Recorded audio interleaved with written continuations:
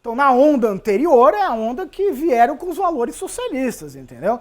Os russos que chegam pós 1990 é outra coisa, só que a gente não chegou em 1990. A gente vai ver o efeito de 90.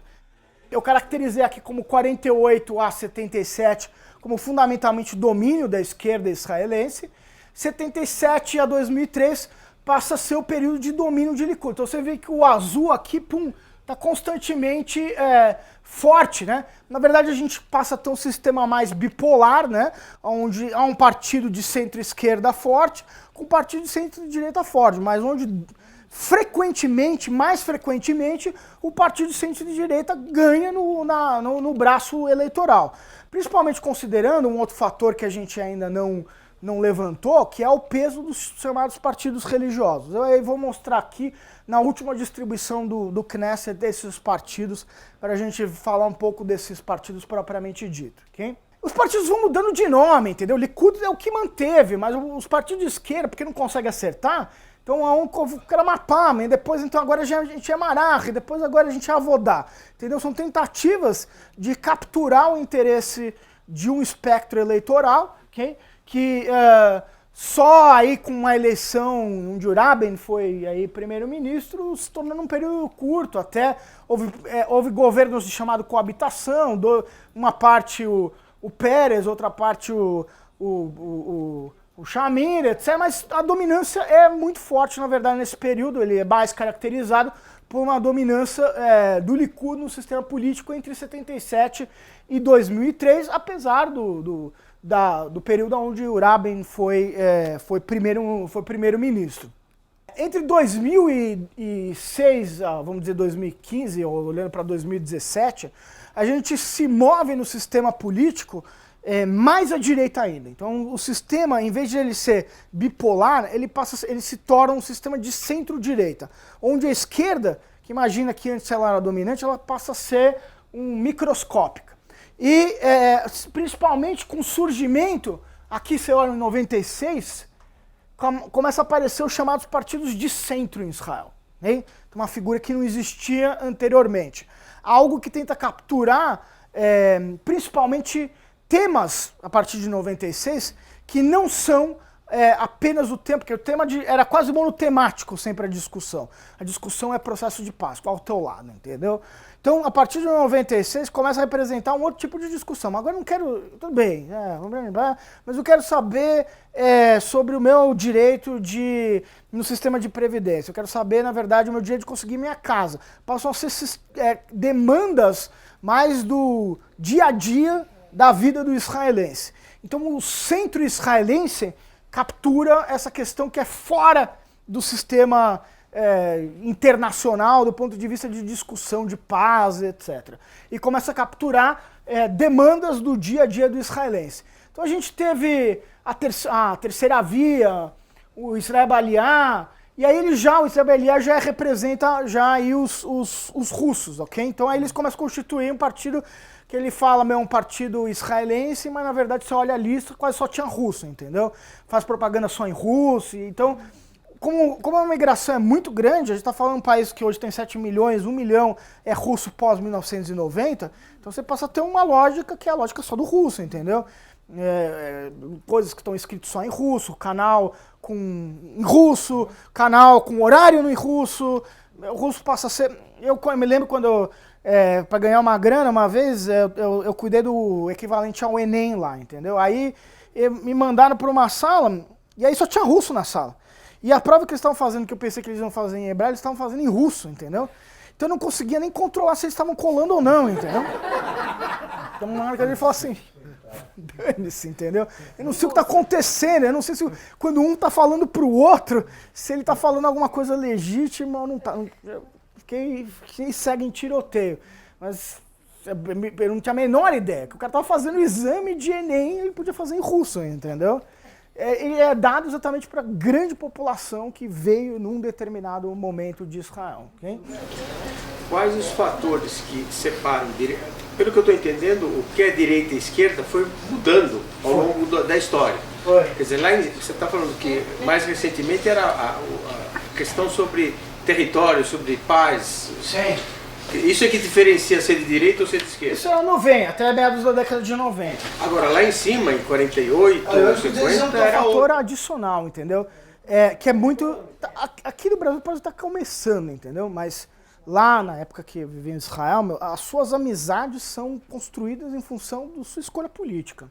Então, se o cara é de esquerda, ele não tem amigo do direita, ele não é amigo, entendeu? O cara vota no partido, acabou. O cara é de Likud, ou eu sou da Vodai, ou eu sou do Mapama, acabou. Porque quando eu tô na universidade, tem a eleição pro diretório, e a eleição do diretório é o Likud contra o Avodá. Acabou, entendeu? Então a eleição pros textos estudantil, ele tá votando. Vota no Likud ou Avodá? Qual é a essência disso aí? O cara do Likud não quer devolver nada e o cara do Avodá quer? É isso? Na verdade, a visão aí mais de centro-direita é de que a gente vai devolver território e a gente não vai ter paz, ok?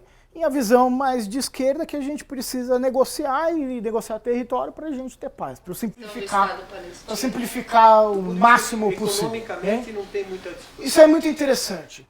É o dia que eu gostaria de chegar aqui no Brasil, entendeu? Que é o dia, na verdade, em onde o que é direita e esquerda não é mais uma discussão sobre economia. Porque a economia é um consenso, entendeu? Não existe discussão sobre os fundamentos econômicos, né? Então, não tem. Porque sabe que é o seguinte, a discussão que a gente está tendo agora, os gastos públicos, isso não é discussão, entendeu? Tipo, tem que controlar gastos públicos, acabou. Não tem esquerda e direita. É consenso, não existe uma discussão, porque por esses fatores... Porque esses fatores são interpretados economicamente como superado, com a mentalidade do que pode produzir modernidade do ponto de vista econômico. Existe um consenso econômico. Está meio perto dos países escandinavos. Tá. A maior parte dos países desenvolvidos não tem discussão sobre os fundamentos básicos da economia. O papel do Estado. Sobre a economia não tem. Banco Central, principalmente em Israel, é uma maravilha o Banco Central. Educação pública, essas coisas, Vitor. Também. Então, sobre o fundamental, economicamente, não existe divergência. Não existe sobre... Eu estou falando macroeconomicamente, de política macroeconômica. Não existe discussão sobre política macroeconômica. Mas em relação aos serviços que o Estado oferece para a população, também que nem na Escandinávia, que é 100% praticamente do serviço? É sim. Mas tem sistemas mais inteligentes. Como, por exemplo, eu acho um sistema de saúde israelense extremamente inteligente. Para ele ter um mix do sistema de universalização com o sistema privado. Então o que acontece é que quando você paga no teu salário um chamado imposto de saúde, que é um naco, gigantesco do teu salário. Está escrito imposto de saúde. Então esse imposto de saúde vai para o fundo. Mas na verdade ele retorna, porque ele significa o seguinte, em vez de eu estar no sistema INSS, eu tenho o direito a escolher qualquer fundo privado, qualquer seguradora privada. Então o plano básico da seguradora privada passa a ser, eu tenho a seguradora, sei lá, o Maccabi, o Poalim, eles começam a concorrer entre eles sobre o que ele oferece no básico. Então eu posso falar assim, agora eu quero o Maccabi, agora eu quero mudar para o Poalim. Então eu criei um sistema de competição que cria, na verdade, uma eficiência no sistema. A eficiência é gerada porque existe competição. Mas, ao mesmo tempo, existe universalização, porque, se eu estiver desempregado, eu ainda assim vou ter direito ao sistema de saúde. E ainda assim vou ter direito à escolha. Voltei, agora estou recebendo um salário de 50 mil cheques, eu vou contribuir 20% de 50 mil, entendeu? Então estou contribuindo mais para ter o básico. Então ele tem um sistema, inclusive, de onde, tipo, você ganha mais, você está pagando mais, okay? Pelo básico. Você pode pagar, estou no Maccabi, eu quero estar num nível superior. Aí você pode tirar o teu bolso e pagar. Mas o básico, ele está garantido e ele garante uma eficiência exatamente por um mecanismo de concorrência, ou seja, um mecanismo privado. Então, um sistema extremamente interessante que gera, na verdade, a concorrência. Então, você vê, na verdade, ao mesmo tempo um valor socialista, mas com uma economia de mercado. É a parte de uma transformação de que esse valor socialista existia lá atrás, mas parte de uma compreensão de que o gera eficiência é uma economia de mercado. Então não tem muita filosofia sobre isso. É único, né? Oi? É único no mundo nesse sentido. Desse ponto de vista, o sistema de saúde okay? Não existe Por exemplo, você vê que o sistema britânico é decadente, o sistema americano é uma piada, e o sistema israelense ele funciona bem porque ele, na verdade, é capaz de se financiar, porque existe um sistema que é privado que gera eficiência. Como o sistema é totalmente público, ele não tem incentivo para gerar eficiência. Mas se eu tenho concorrência, eu tenho, na verdade, um sistema que gera eficiência. Eu adoro essa lógica desse sistema israelense. Mas, tipo, você não vai ter assim, eu tenho Einstein. Não, isso não existe. Eles têm os hospitais maravilhosos. Né? Não, mas eu não vou ter hotelaria. Não existe hotelaria, entendeu? Eu não diz algo especial, você é mais especial, você tem mais tratamento, isso não. Comentar para vocês, principalmente sobre os outros, o começo dessa mudança, os mais recentes, principalmente quem vivia na década de 90, estivesse lá em Israel, parecia que esse dilema entre esquerda e direita, o bipartidarismo israelense, parecia um bipartidarismo americano, que se tentou inclusive experiências, porque o poder ficava muito dividido, tentou falar assim, vamos separar. Agora você vai votar em separado para o primeiro-ministro e você vota para o partido. Então houve uma tentativa a respeito disso, uma tentativa não deu certo, na verdade foi 2 eleições, e voltaram para o sistema anterior, onde a maioria é indicada pelo primeiro-ministro. Então era difícil de imaginar fugir do bipartidarismo que dominou um período grande da história política israelense. Mas essas mudanças sociais em Israel geraram a oportunidade para o surgimento de um centro muito forte. Isso mudou o espectro político e foi mudando. Então, os partidos aqui, por exemplo, o partido chamado Shinui foi um fenômeno eleitoral que capturou um número de votos muito grande em 2003. A figura do líder é um cara chamado Tommy Lapid. O Tommy Lapid era um comentarista que todo mundo conhecia na televisão, então ele era uma figura pop, entendeu? Por ser um comentarista na televisão. E aí ele capturou um número grande, aí você viu uma oportunidade. Depois na eleição seguinte, até porque o Tommy morreu também, se desmontou o partido. Mas aí o Sharon é que tinha percebido a oportunidade de montar um partido de centro.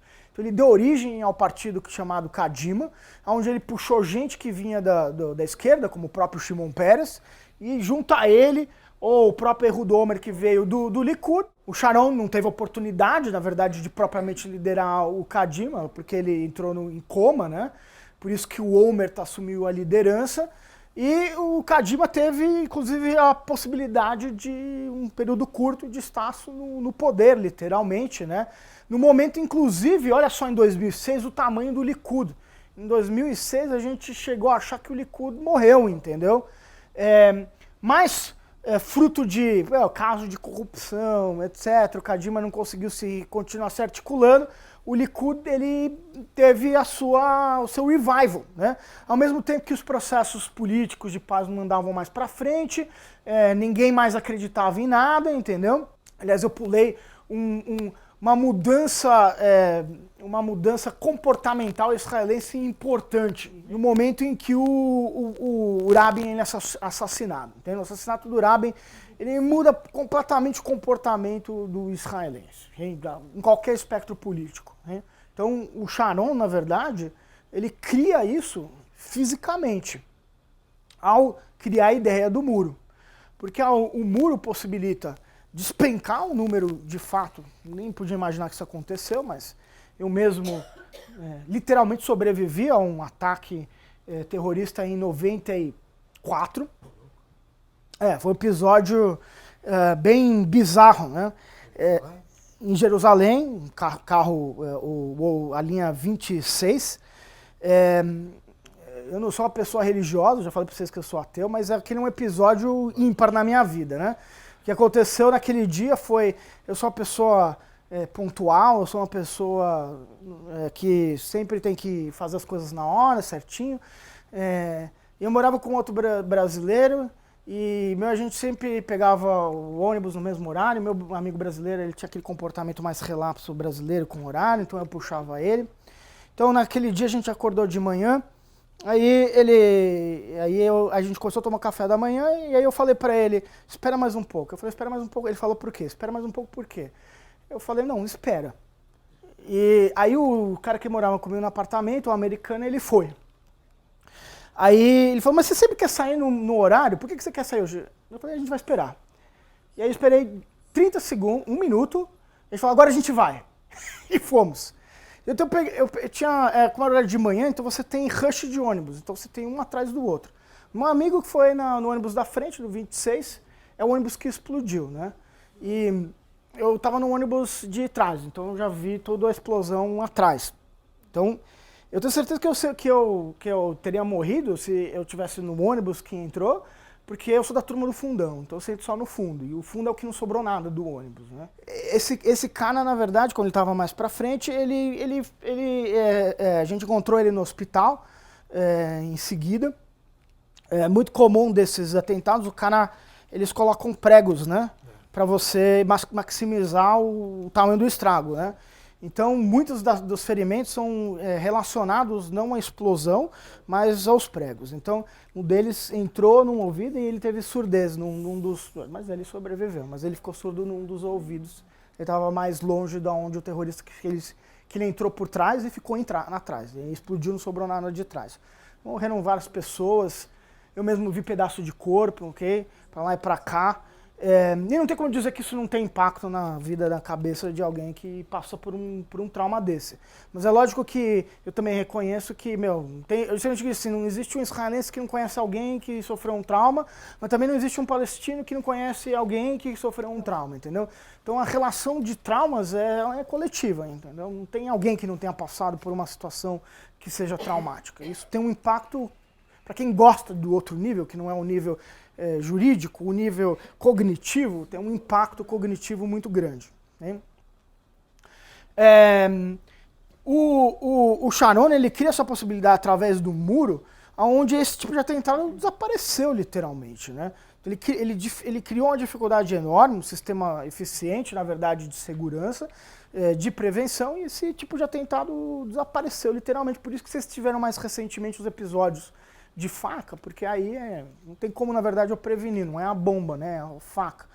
Há mecanismo sim de prevenção, a prevenção desses daqui, mas fica muito mais difícil, obviamente, com um episódio de faca. Mas ele cria, na verdade, reforça o que o pessoal muito em Israel chama, principalmente quem está em Tel Aviv, a bolha de Tel Aviv, ou seja, o mundo está explodindo do outro lado lá do muro, mas quem está em Tel Aviv é o melhor lugar da humanidade, você está vivendo num país desenvolvido, né? Tudo funciona, entendeu? Já está vivendo os benefícios de um país desenvolvido, rico, etc. Então você está protegido. O mundo está explodindo, então isso não me importa. Então eu crio um cinismo de eu vou cuidar do meu próprio umbigo, em vez de se preocupar em problemas que são realmente coletivos, etc. Então isso criou um elemento que opõe sociologicamente à lógica socialista, que é o individualismo, que é o movimento de hoje, okay? Que é um movimento forte de individualização, do meu própria satisfação, etc. E a gente já tem uma nova geração de comportamento de crianças e jovens. Porque você imagina que alguém está na faixa etária de 20 anos, ele não tem a menor ideia de quem foi o Yitzhak Rabin. É uma figura como se ele estivesse estudando, para mim, o Getúlio Vargas, entendeu? Não tem a menor ideia quem é o Getúlio. Ele é uma figura, para mim, da história. Eu trabalho na Fundação Getúlio Vargas, eu vejo o que ele é da história, mas o Getúlio não significa nada para mim. Eu não tive vivência do Getúlio. Hein? Então, a mesma coisa que o cara tem um jovem que não tem o legado do Rabin, ele não tem nada, ele não tem ligação, é uma figura que o cara viu na aula de história. Então essa geração que já está na faixa de 20 anos, ela é uma geração, por isso a gente está falando já do movimento demográfico, que é de comportamento de centro-direita para direita, e ninguém de esquerda. Okay? Então a esquerda israelense, se não fizer alguma mágica, está condenada, ela vai desaparecer e virar absurdamente marginal, não tem mais espaço. A esquerda ela envelheceu e ela não tem resposta e não consegue sair da mesma tecla, bater na mesma tecla. E então ela vai diminuindo e demograficamente ela vai tendo uma pressão também que vai forçar a diminuição. Então a esquerda se reinventa ou ela desaparece de vez. Então o mais provável, por enquanto, é um sistema de centro para a direita até a extrema direita. E é uma extrema direita muito mais inteligente, né? Esse cara que, por exemplo, foi ministro da Educação, é um cara jovem, é um cara que veio das startups, ele ficou milionário com startup.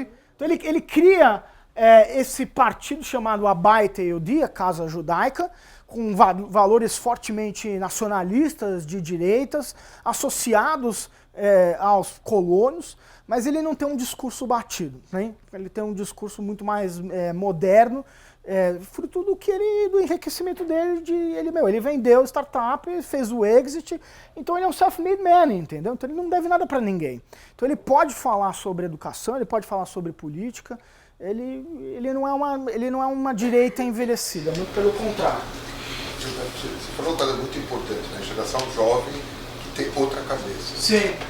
Mas tem uma coisa, talvez você vai falar disso, fundamental isso, né? Como é que é a relação desta geração com o exército? A gente vai ter uma pesquisa aqui, indica, o valor do exército continua o mesmo. Porque o pessoal vive muito bem, porque tem um exército. Não é só isso, entendeu? Se a gente conectar com 2016, 2017, entendeu? Se eu tiver em determinadas unidades, que são as unidades que na verdade não são as mais de combate, né? São as unidades de inteligência, porque na verdade a lógica da guerra mudou. Então, antigamente, para eu ganhar na guerra do outro cara, eu precisava pegar a metralhadora e estar na frente dele. Então a lógica mudou muito nos 20 anos com o elemento da tecnologia. Então quem está no domínio de algo que é tecnológico, ele tem muito mais importância hoje do que o cara que é o combatente, que antes era o herói, entendeu? Então hoje o herói, cara, que tá nas unidades que são as unidades de inteligência, as unidades que estão fazendo software, as unidades que estão inventando, na verdade, soluções tecnológicas. Agora, um cara saiu de lá, ele virou o cara da elite que vai para outro sistema, vai abrir startup, vai trabalhar em outras empresas grandes. Então determina uma relação social que é uma nova relação social, não mais do herói que atira, mas do herói que consegue fazer um algoritmo, entendeu? E que, legal, entendeu? É um outro nível, né? É um nível, na verdade, agora de desenvolver uma mentalidade matemática, empreendedora, etc. Mas a gente trata num outro encontro. Então, como eu falei, como eu disse, a eleição em Israel é muito simples. Isso aqui é o que você encontra lá quando você chega para votar. Você escolhe um papelzinho, pega um desses papelzinhos. Você tem, inclusive, aqui vocês estão vendo um partido branco. Se você quiser escrever qualquer coisa, quase ninguém usa, obviamente, isso. Você pega o papelzinho, você escolheu o partido, que tem uma letra ou duas letras representando, pum, votei. Acabou a votação. A votação é absurdamente rápida. Estava comentando isso, inclusive, para os colegas da GV ontem. O voto em Israel é opcional, ao contrário do Brasil, que é obrigatório, mas o índice de votação em Israel é muito maior do que o do Brasil. O índice de Israel é um dos mais maiores da face da Terra. Então existe, na verdade, uma adesão israelense ao processo político. Me perguntaram por quê, eu falei porque todo mundo está falando de político o tempo todo em Israel, todo mundo está discutindo o tempo todo. Você entrou no táxi, o cara já abriu a boca, você entrou no elevador, o cara está discutindo. Então isso é parte da prática política de uma sociedade, na verdade, que é igual. E todo mundo tem razão, obviamente. E todo mundo tem razão. Isso estimula, na verdade, todo mundo ter razão a todo mundo votar, entendeu? Então é um país... se eu não me engano, que inclusive, posso estar enganado, mas se eu não me engano, da última vez que eu tinha pesquisado, é o maior índice de adesão na votação, que chega a quase 90%, 80 e tantos por cento, né? Dos que têm direito a voto. E aqui lá da última eleição, já falando então do espectro de como do que o Bibi recebeu em 2014, a gente pode olhar então os espectros dos partidos que a gente tem presente hoje, e historicamente também discutir a respeito desses partidos. Então, os partidos de origem religiosa, que, veja, eles existiram sempre desde a época anterior, eles existiam lá na época das organizações sionistas, né? Então eles sempre existiram, né? Mas hoje a gente tem, na verdade, dois partidos ultra-religiosos, um partido Ashkenazi e um partido Sefaradim. Bom, e os dois têm um peso bastante significativo no número de cadeiras, que faz com que você praticamente não consiga fechar uma coalizão sem botar dentro esses partidos religiosos. A própria criação dos partidos de centro foi, na verdade, uma tentativa de expulsar os religiosos do poder, né? Porque qual que é a discussão? A discussão para o israelense laico é porque esse bicho aqui não precisa fazer o exército, entendeu? Ele fica para enchivar enquanto eu tenho que ir lá garantir a defesa do Estado de Israel. Isso não mudou? Não, ele ainda recebe a bolsa. Não mudou. E ainda o cara recebe bolsa, entendeu? Então é um peso, cara, Se é numa sociedade igualitária, eu estou pagando imposto, eu tenho que defender o Estado e esse cara está defendendo a Torá. Cachá, ok, mas tipo, vamos compartilhar aqui. Então, como o cara tem esse... Ele é a minoria, mas o sistema, na verdade, ele acaba ficando no poder, você não consegue quebrar esse jogo e aí você está falando também a respeito de grana, ok? Então, normalmente os caras pegam tipo o Ministério do Interior, que é o cara que tem que bota dinheiro nas cidades. E você cria, às vezes, coisas que eu já vi que são bizarras, que eu visitei uma cidade inteira, uma cidade que era, na verdade, uma aldeia árabe, e a aldeia árabe inteira votou no Chas. Aí você fala assim, não. É o partido Sefaradi. Por que a aldeia inteira votou? Porque os caras chegaram lá e falaram assim, a gente vai ficar no ministério, se vocês conseguirem garantir a maior parte dos votos nessa cidade, a gente vai dar grana pra vocês. E os caras deram, entendeu? E o Chas deu dinheiro pros caras. Pronto, a troca tá aqui, entendeu? E, essa escola que você tá vendo aqui, que é onde eu fui visitar, é porque os caras deram dinheiro pra gente. Então, você criou uma situação que é meio bizarra. Deram dinheiro, pelo menos. Pelo menos deram, né? Deram? Não falaram que iam dar e não deram. Você é mentiroso? Não. Você não é mentiroso, cara. Você faradeira. Desculpe, mas dizer que os religiosos não vão fazer o processo não está correto. Isso. Uma parte. Mas é pra ser uma opção. Uma parte. Não é pequena. Não é pequena. E também ele tá tendo um direito que o outro não tem. Okay? Na verdade, eu vou ter só se eu for fazer yeshiva, mas eu não quero fazer yeshiva. Então, onde é que está a igualdade aqui de partilhar do risco da vida? Principalmente se você falar para quem é pai. Hein? Então, o meu filho está na zona de tiro, o teu filho não está na zona de tiro. Por quê? Meu filho morreu e teu filho não morreu. Então, imagina para quem perdeu o filho, numa situação de combate, o peso de o cara olhar o cara que não está assumindo risco nenhum. Então, tipo, não é um assunto... É um assunto muito pesado, entendeu? Porque é um assunto tão pesado exatamente que cria que um dos principais tópicos dos partidos de centro, como é o caso dessa figura aqui, que é uma das coisas que esse cara mais bate, que é o filho do Tommy Lapid, é o Yair Lapid, que ele é o Cid Moreira da televisão israelense, né? Então, tipo, era o cara mais presente, então ele tem uma popularidade porque o partido é ele, entendeu? Ele é o cara bonitão que fazia o Jornal Nacional de Israel. Mas o assunto que o cara tá batendo é o direito civil, vai ter casa para quem não tem casa, por que esses caras não fazem exército, não é assunto paz, né? Isso não é um assunto, entendeu? Ele tá falando um assunto interno da sociedade israelense. Isso é fruto da popularidade do Yesh Atid, que ganhou cadeira pra caramba em 2013, mas ele perdeu na última eleição em 2015, surgiu um outro partido aí de centro, que é o Kularma, que nem vale a pena falar, que a gente já sabe que vai desaparecer. Na próxima eleição, o Yesh Atid continua e o Kularma não. Na verdade, da coalizão política, e que esses dois partidos fazem parte da coalizão política do Bibi. É importante também notar que o Bibi monta uma coalizão, que é a realidade da sociedade israelense, que não é de direita simplesmente, ela está de centro-direita para direita.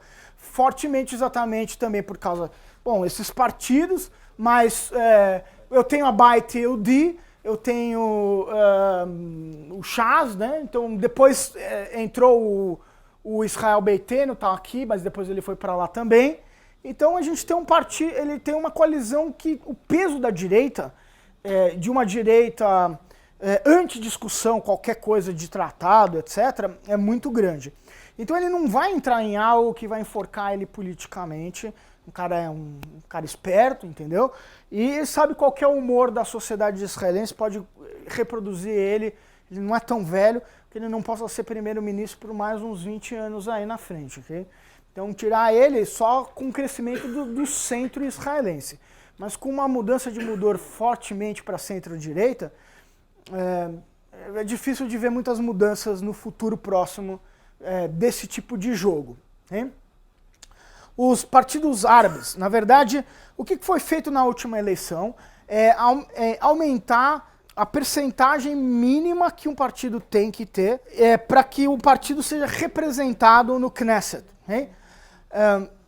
Os partidos de direita puxaram isso, porque ao fazer isso eles queriam ferrar com os partidos árabes. Porque você tinha 4 partidos árabes diferentes, e aí, nenhum ia conseguir passar na cláusula de barreira, e esses caras não iam encher mais o saco no Knesset.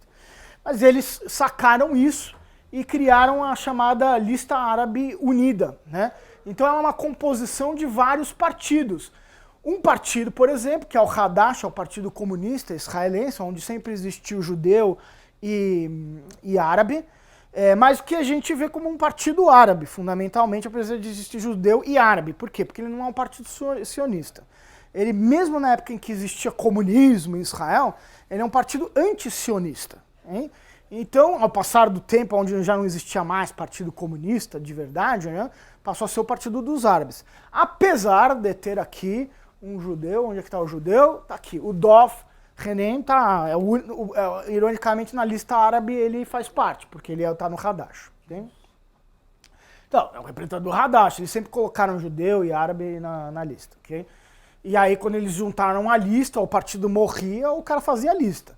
Então você tem vários partidos, né? Você tem o Balad, tem o Almad, tem um monte. Então eles se unificaram e conseguiram 14 cadeiras no último congresso, no último Knesset representa mais de 10%. Ou seja, eles se salvaram porque eles criaram, porque eles também, entre eles, não tinham concordância. Então uns brigavam com outros, eles falaram, ou a gente cria uma lista, ou todos nós vamos desaparecer junto. E aí, então, eles tiraram as diferenças deles de lado e fizeram uma lista única para continuar sobrevivendo no sistema político israelense. É interessante, tem um partido aqui que é um partido que defendia maconha, que a única pauta dele é maconha, que se não fosse pela mudança da cláusula de barreira, no sistema anterior ele teria conseguido eleger o Havrei Knesset. Okay?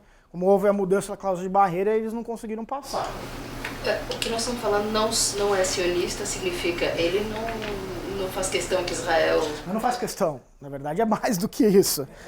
É a base do que a gente está discutindo. Ser sionista é a base da chamada lei do retorno. Que todo judeu tem direito ao Estado de Israel. Que esse Estado é um Estado de base judaica. Okay? Existe inclusive uma discussão para determinar isso, inclusive por escrito, e falar que isso aqui é um Estado de base judaica, etc., blá, blá, blá, que acabaram não aprovando como lei básica. Não aprovaram como lei básica. Porque eles queriam determinar como lei básica a base de ser judeu. Hein? Mas o problema um pouco dessa discussão é que é um pouco que, na verdade, ao determinar apenas como lei básica, que a base é apenas de ser judeu, exclui a minoria, exclui o árabe, exclui o não judeu.